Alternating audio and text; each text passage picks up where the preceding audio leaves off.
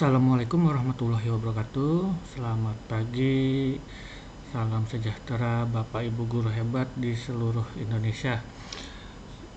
Kali ini saya akan meneruskan video yang sebelumnya ya, tentang latihan pemahaman. Kali ini saya akan memasuki materi yang ketiga ya, yaitu menerapkan pendekatan teaching and the right level pada pembelajaran. Oke, kita langsung saja ke halaman pemahaman ya, latihan pemahaman. Langsung ini untuk soal yang pertama, soal yang seperti ini ya Bapak Ibu, makna yang paling menggambarkan pembelajaran berbasis pendekatan TAR adalah. Oke, untuk soal yang pertama ini jawabannya yang C ya Bapak Ibu. Oke, lanjut ke yang kedua. Tujuan dilakukannya asesmen awal pada pembelajaran berbasis pendekatan TAR adalah. Oke, untuk soal yang nomor 2 ini jawabannya adalah yang B ya, atau yang kedua ya Bapak Ibu. Oke, lanjut untuk soal yang ketiga adalah hal yang perlu dipertimbangkan oleh guru ketika merancang aktivitas pembelajaran berbasis pendekatan TAR adalah. Oke, untuk soal yang ketiga ini jawabannya itu yang keempat ya, atau yang D Bapak Ibu. Aktivitas dirancang dengan mempertimbangkan kemampuan peserta didik yang beragam. Oke, lanjut soal yang keempat Bapak Ibu. Berikut ini merupakan hal yang perlu dilakukan guru pada persiapan rencana asesmen awal, yaitu kecuali ya Bapak Ibu, di sini ada kata kecuali. Nah, untuk soal yang keempat ini jawabannya adalah yang B ya Bapak Ibu. Oke, kita lanjut. Oke, untuk soal yang kelima, ketika merancang pembelajaran, guru dapat melakukan diferensiasi pada proses, konten, dan produk. Diferensiasi ini yang dipilih pada penerapan pembelajaran berbasis pendekatan TAR adalah. Oke, untuk soal yang kelima ini jawabannya itu adalah yang terakhir ya Bapak Ibu, yang kelima atau yang E. Oke, soal yang keenam. Hasil asesmen kognitif awal dapat digunakan guru untuk hal-hal berikut ini, kecuali. Nah, untuk yang nomor 6 ini jawabannya yang pertama ya Bapak Ibu, atau yang A. Oke, lanjut soal yang ketujuh. Pak Panji akan mengajarkan sebuah topik baru kepada peserta didiknya. Namun ia belum mengetahui sejauh mana peserta didik ini menguasai materi prasyaratnya. Hal yang harus dilakukan atau yang perlu dilakukan oleh Pak Panji adalah. Oke, untuk yang ketujuh ini jawabannya adalah yang kedua ya Bapak Ibu, atau yang B. Oke, untuk soal yang ke-8 ini agak panjang ya Bapak Ibu. Sebagai seorang guru, Ibu Dewi menyadari bahwa peserta didiknya memiliki kemampuan yang berbeda-beda. Oleh karena itu, ia mengelompokkan peserta didik sesuai dengan kemampuannya. Namun pada pelaksanaannya, ia mengalami kesulitan karena begitu banyak pertanyaan yang muncul dari setiap kelompok. Hal yang perlu dilakukan Ibu Dewi adalah, untuk soal yang ke-8 ini jawabannya itu adalah yang kedua ya Bapak Ibu, atau yang B. Oke, kita lanjut.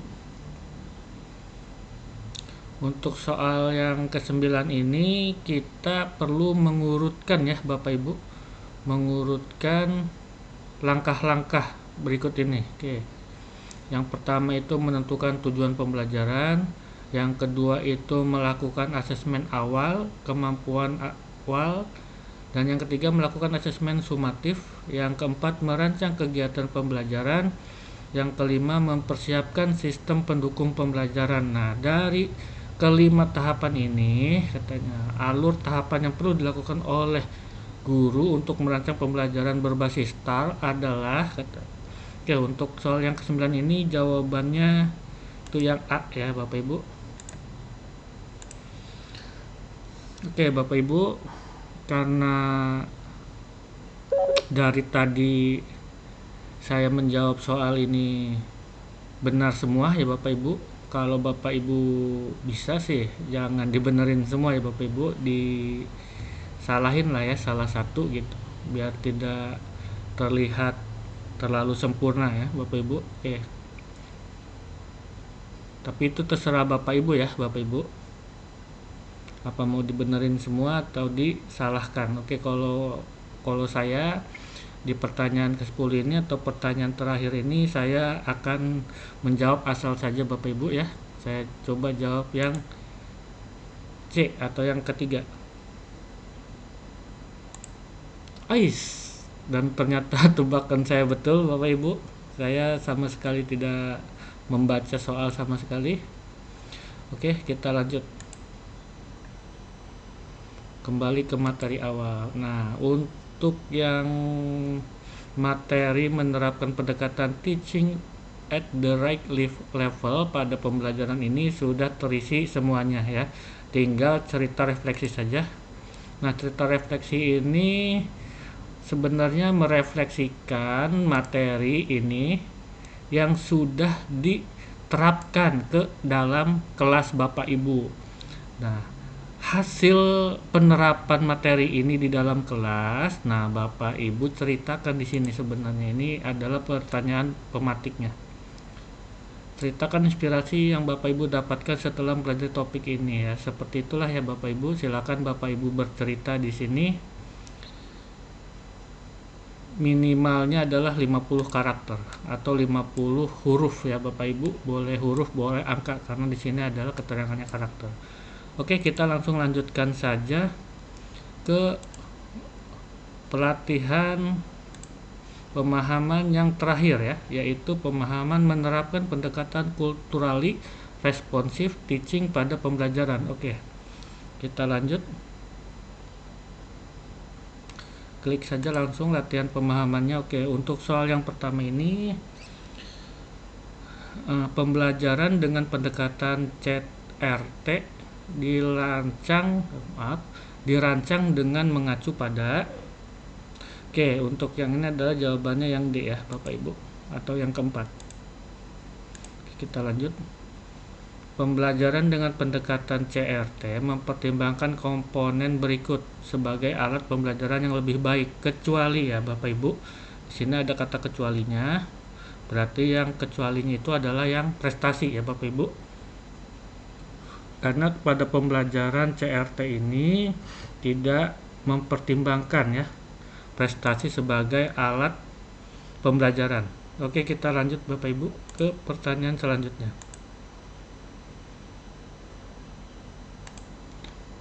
Untuk soal yang ketiga adalah komponen pembelajaran yang dapat melewatkan pertimbangan latar belakang budaya peserta didik adalah. Oke, untuk yang ketiga ini jawabannya itu yang pertama ya Bapak Ibu, atau yang A. Oke, lanjut yang keempat. Nah, untuk yang keempat ini adalah guru perlu memiliki kesadaran multikultural yang kritis untuk. Nah, untuk soal yang keempat ini jawaban semua ini benar Ibu ya. Bapak Ibu dari 1 sampai 4 ini benar semua. Jadi jawabannya itu yang kelima. Oke, untuk yang kelima, manfaat dari pembelajaran dengan pendekatan CRT adalah kecuali. Ini jawabannya yang kelima ya Bapak Ibu, atau yang E. Oke, lanjut soal yang keenam. Salah satu tahapan pembelajaran dengan pendekatan CRT adalah identifikasi pendidik.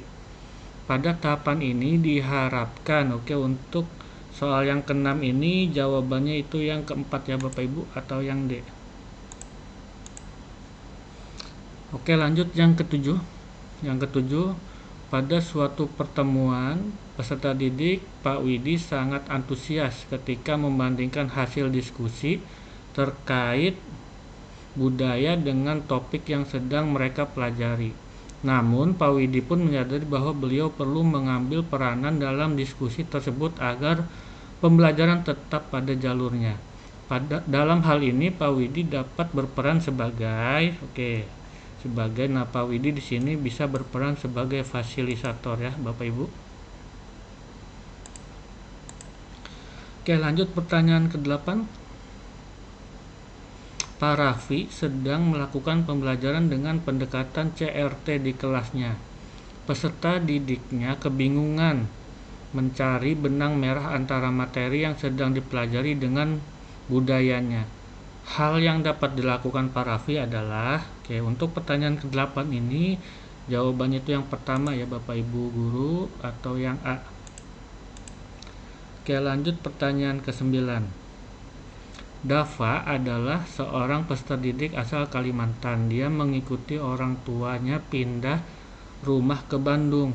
Teman-teman di sekolahnya mayoritas bersuku Sunda. Dava merasakan kesulitan untuk beradaptasi karena perbedaan budaya. Berikut ini hal yang dapat diprioritaskan guru untuk membantu Dava, kecuali untuk pertanyaan ke-9 ini jawabannya yang terakhir ya Bapak Ibu, yang kelima atau yang E. Lanjut ke pertanyaan ke-10 ya Bapak Ibu. Untuk pertanyaan ini mungkin saya emang belum tahu jawabannya sama sekali Bapak Ibu. Jadi saya akan asal saja Bapak Ibu memilih karena saya emang berencana tidak ingin semuanya benar ya Bapak Ibu. Minimal disalahkan satu lah Bapak Ibu ya. Mungkin untuk yang 10 ini saya memilih yang C atau yang ketiga. Wow, tebakan yang beruntung ya Bapak Ibu. Semua latihan pemahaman dari modul 1 ini sudah saya kerjakan. Mungkin besok saya juga akan share hasil post-test pertama. Maksud saya akan share jawaban dari post-test 1, post-test 2 dan post-test 3 ini ya Bapak Ibu. Karena apa? Bapak Ibu mohon bersabar dulu ya Bapak Ibu. Jangan terburu-buru dalam menyelesaikan ya soal ini, karena kita pun dikasih waktu untuk menyelesaikan semua soal ini itu 8 hari ya Bapak Ibu. 8 hari. Jangan sampai baru hari pertama, hari kedua sudah menyelesaikan semuanya. Bahkan saya lihat di media sosial itu ada yang sudah mengirim jurnal. Nah ini sebenarnya agak rancu ya Bapak Ibu, karena di jurnal ini Bapak Ibu, di jurnal ini saya belum bisa mengklik ya, karena ini bisa ke jurnal itu harus semuanya sudah selesai baru bisa mengklik jurnal. Kalau ini saya belum bisa. Tapi setahu saya untuk membuat jurnal ini perlu ada dokumentasi Bapak Ibu ya, dokumentasi beberapa kegiatan kita di sekolah. Nah yang pertama jelas Bapak Ibu dokumentasi kegiatan belajar mengajar. Apa yang diajarkan? Nah nanti ada pilihannya. Di jurnal ini ada sekitar 3 atau 4 pilihan. Bapak Ibu mau mengajarkan yang mana nih?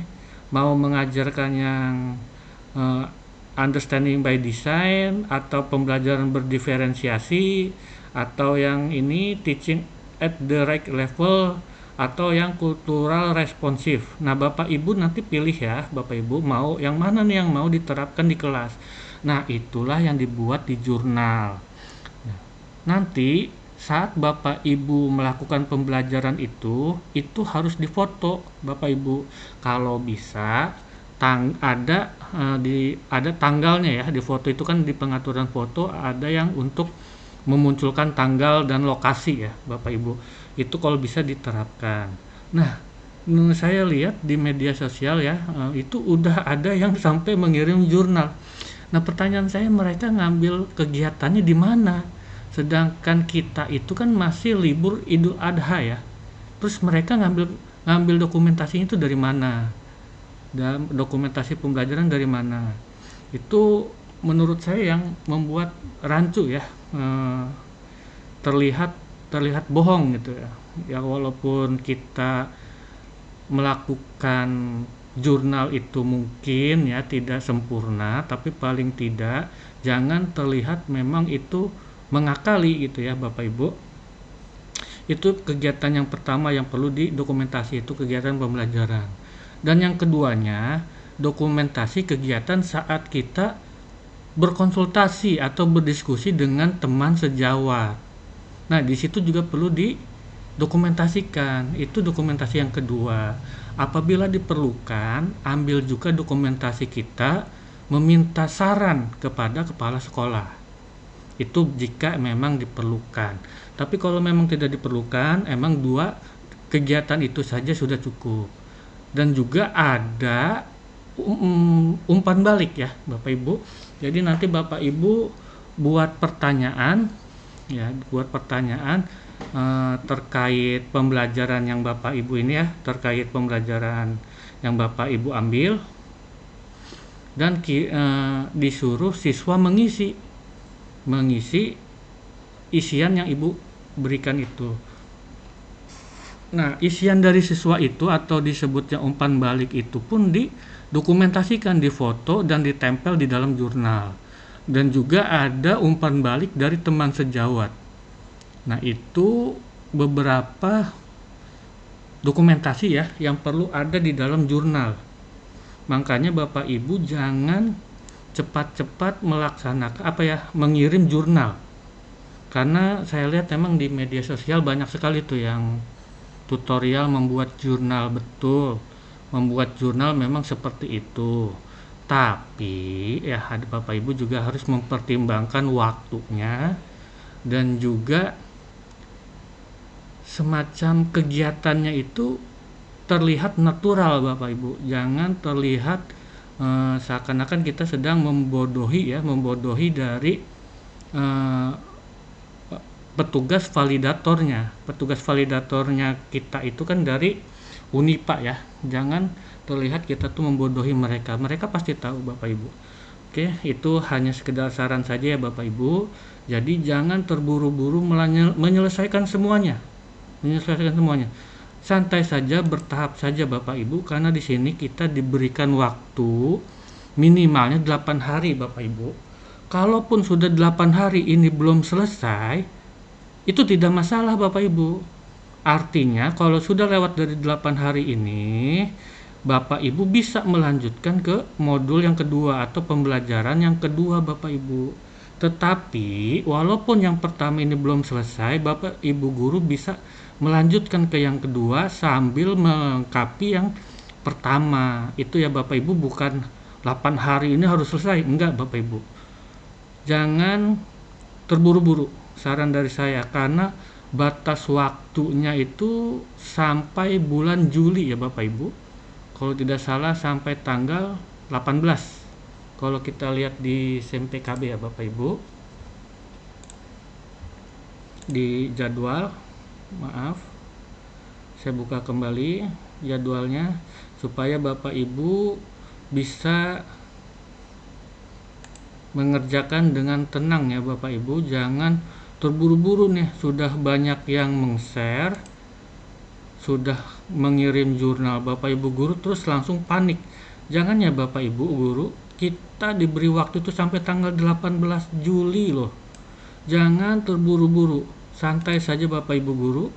Kita targetkan di tanggal 15 itu sudah harus selesai semua, 15 Juli ya Bapak Ibu.